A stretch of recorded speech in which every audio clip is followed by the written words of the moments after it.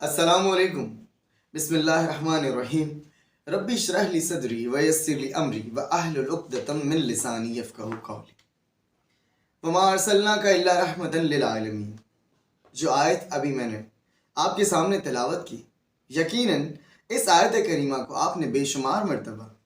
نہ صرف تلاوت کیا ہوگا بلکہ سنا بھی ہوگا، اور خصوصی طور پر جب بات آ جائے سیرت نبی صلی اللہ علیہ وسلم کی تو یہ آیت کریمہ لازماً ہم سنتے ہیں، کیونکہ سیرت النبی صلی اللہ علیہ وسلم کے موضوع پر اکثر تقاریر و خطاب اسی آیت کریمہ سے آغاز ہوتے ہیں۔ البتہ بندہ آپ کے سامنے ایک سوال رکھتا ہے، کیا ہم نے اس آیت کریمہ کے مختلف پہلوؤں پر کبھی غور کیا ہے؟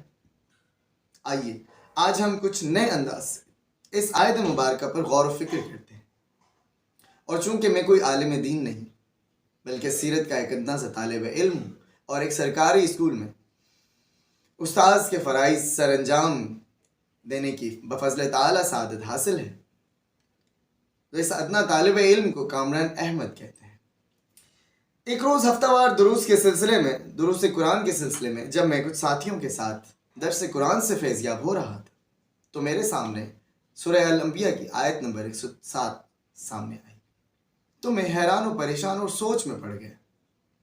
وَمَا أَرْسَلْنَاكَ إِلَّا رَحْمَةً لِّلْعَالَمِينَ، اور اے محمد صلی اللہ علیہ وسلم، ہم نے نہیں بھیجا آپ کو مگر تمام جہان والوں کے لیے رحمت بنا کر۔ اس آیت کریمہ کا یہ ترجمہ ڈاکٹر اسرار احمد نے کیا رحمۃ اللہ علیہ۔ اس کے بعد میں نے کئی تراجم دیکھے، مثلا مجھے مولانا شاہ عبد القادر محدث دہلوی رحمۃ اللہ علیہ کا ترجمہ ملا، اور نہیں بھیجا ہم نے تجھ کو مگر رحمت واسطے عالموں کے۔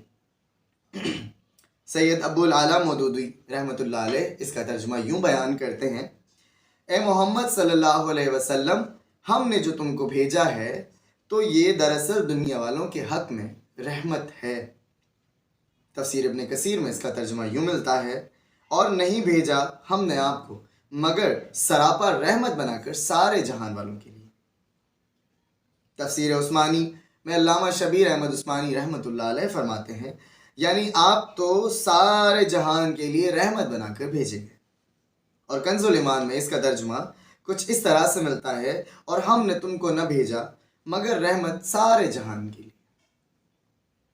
تو لفظ عالم یا عالمین پر میں گویا کھو ہی گیا،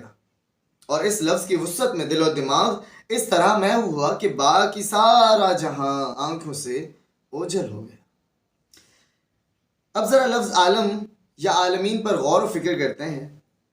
اور اس پر غور و فکر کرتے ہوئے جو انکشافات میری محدود عقل پر منکشف ہوئے وہ آپ کے سامنے بیان کرنا چاہوں گا۔ اگر ہم غور کریں لفظ عالم پر تو بہت سے وسیع معنی ہمارے سامنے آتے ہیں۔ لفظ عالمین عالم کی جمع ہے۔ معارف القرآن میں یہ لفظ دنیا، جہان، کائنات کے معنی میں ملتا ہے۔ تفسیر القرآن الحکیم میں مولانا شبیر احمد عثمانی اس لفظ کو خلق خدا، مخلوق اور انواع مخلوقات کے معنی میں بیان کرتے ہیں۔ علامہ اقبال کے ہاں یہ لفظ وقت، زمانہ اور دور کے وسیع معنوں میں ملتا ہے۔ اگر ہم دنیا یا جہان یا کائنات پر کے معنی پر غور کریں تو نبی اکرم صلی اللہ علیہ وسلم دنیا، جہان اور کائنات کے لیے رحمت بنا کر بھیجے گئے۔ جب بات دنیا اور جہان کی معنی میں کی جاتی ہے تو ذہن میں اتنی وسعت نہیں آتی، لیکن جب بات آتی ہے کائنات کی تو آدمی ضرور سوچ میں پڑ جاتا ہے کہ محمد رسول اللہ صلی اللہ علیہ وسلم تمام کائنات کے لیے رحمت بنا کر بھیجے گئے، یعنی صرف ایک گیلیکسی، ایک کہکشاں کے لیے نہیں، صرف اس دنیا یعنی زمین کے لیے ہی نہیں بلکہ پوری کی پوری کائنات کے لیے رحمت بنا کر بھیجے گئے۔ یہاں قابل غور بات یہ ہے کہ اس کائنات میں صرف ایک کہکشاں نہیں ہے بلکہ بے شمار کہکشائیں ہیں، جہاں اب تک ماہر فلکیات، سائنسدان بھی نہ پہنچ سکے، اور یہ اتنی بے شمار بڑی بڑی ٹیلیسکوپس میں ان کو فائنڈ نہیں کر سکی۔ ان سب کہکشاؤں کے لیے بھی محمد رسول اللہ صلی اللہ علیہ وسلم رحمت بنا کر بھیجے گئے۔ اچھا، اگر لفظ عالم کو کائنات کے کسی جزو کے معنی پر سمجھا جائے تو دنیا کا تصور سامنے آتا ہے، اور اگر خلق خدا،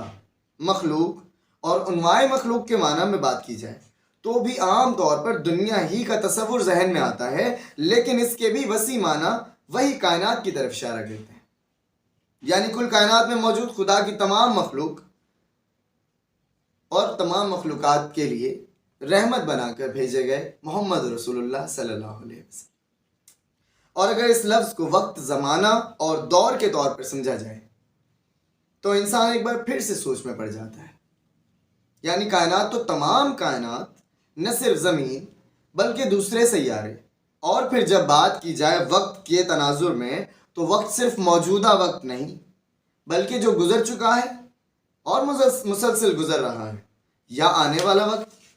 نہ صرف یہ دنیاوی وقت بلکہ ہر سیارے اور ہر کہکشاں پر موجود اس سیارے اور کہکشاں گیلیکسیز کا اپنا وقت، ابتدائے آفرینش سے لے کر قیامت اور بعد کی ابدی و دائمی زندگی کے نہ ختم ہونے والے تمام اوقات کے لیے بھی آپ صلی اللہ علیہ وسلم رحمت بنا کر بھیجے گئے۔ سبحان اللہ۔ اس سے آپ لفظ عالمین کی وسعت کو کسی حد تک سمجھ سکتے ہیں۔ اس کا مطلب یہ ہے کہ آپ صلی اللہ علیہ وسلم ابو البشر حضرت آدم علیہ السلام کی تخلیق سے پہلے بھی نبی اور رسول تھے، کیونکہ حضرت آدم کی تخلیق سے پہلے بھی عالم تھا اور وقت اور دور رواں دواں تھا۔ جامع ترمذی میں حدیث نمبر 3609 میں بیان ہے، حضرت ابو ہریرہ رضی اللہ تعالیٰ عنہ کہتے ہیں کہ لوگوں نے پوچھا، اللہ کے رسول، نبوت آپ کے لیے کب واجب ہوئی؟ آپ صلی اللہ علیہ وسلم نے فرمایا، جب آدم روح اور جسم کے درمیان تھے، یعنی حضرت آدم کی پیدائش کی تیاری ہو رہی تھی۔ یہاں یہ بات واضح کرتا چلوں کہ یہ بات عالم ارواح کے متعلق ہے، یعنی آپ صلی اللہ علیہ وسلم کی نبوت کا فیصلہ بطور تقدیر حضرت آدم علیہ السلام کی پیدائش سے پہلے کر دیا گیا تھا، خاتم النبیین کے طور پر۔ البتہ آپ کی بعثت سب سے آخر میں ہوئی، یعنی آپ صلی اللہ علیہ وسلم کو سب سے آخر میں بھیجا گیا، اسی لیے آپ صلی اللہ علیہ وسلم کا رحمت للعالمین ہونا ہی آپ کے خاتم النبیین ہونے کی دلیل ہے صلی اللہ علیہ وسلم۔ چنانچہ آپ صلی اللہ علیہ وسلم اس کائنات کے ہادی، بے بدل، معلم مخلص و کریم بنا کر بھیجے گئے تاکہ لوگوں کو سکھائیں کہ اس دنیا میں کس طرح رہنا ہے، زندگی کیسے گزارنی ہے۔ اب ظاہر ہے کہ ہم دور نبوی سے بہت بعید اس موجودہ دور میں سانس لے رہے ہیں، چونکہ آپ صلی اللہ علیہ وسلم کی نبوی تعلیمات قیامت تک کے لیے، تمام زمانوں کے لیے ہیں، اس لیے بلا شبہ زندگی گزارنے کے جو طریقے نبی اکرم صلی اللہ علیہ وسلم نے بیان فرمائے ہیں وہ تمام کے تمام امور، طور طریقے انسانیت کے لیے رہتی دنیا تک رحمت کا باعث ہیں۔ اس کے ساتھ ہی ایک موازنہ آپ کی گوش گزار چاہوں گا۔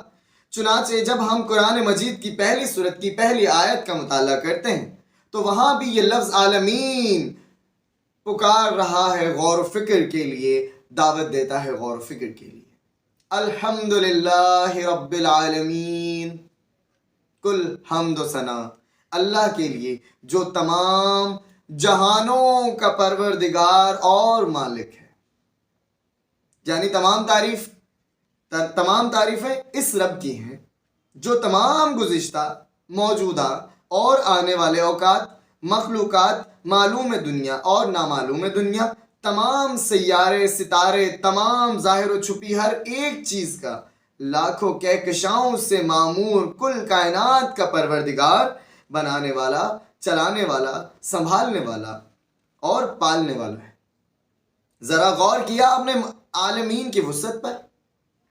قابل غور بات یہ ہے کہ اللہ پاک رب العالمین ہیں اور اس کے بندے محمد رسول اللہ صلی اللہ علیہ وسلم رحمت للعالمین ہیں،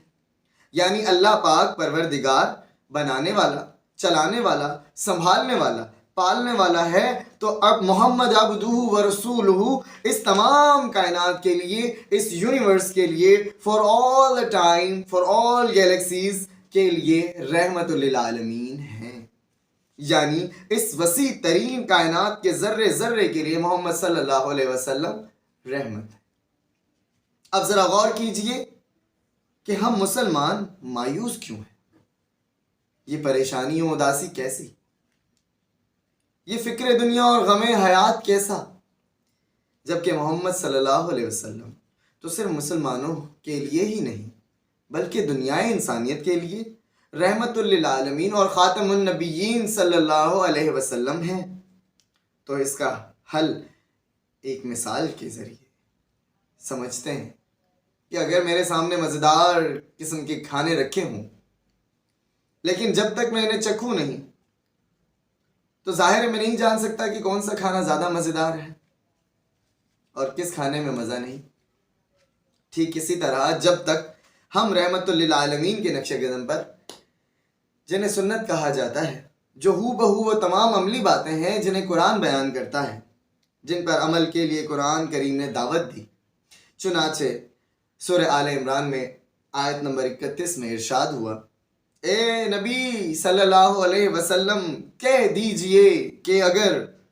تم اللہ سے محبت کرتے ہو تو میری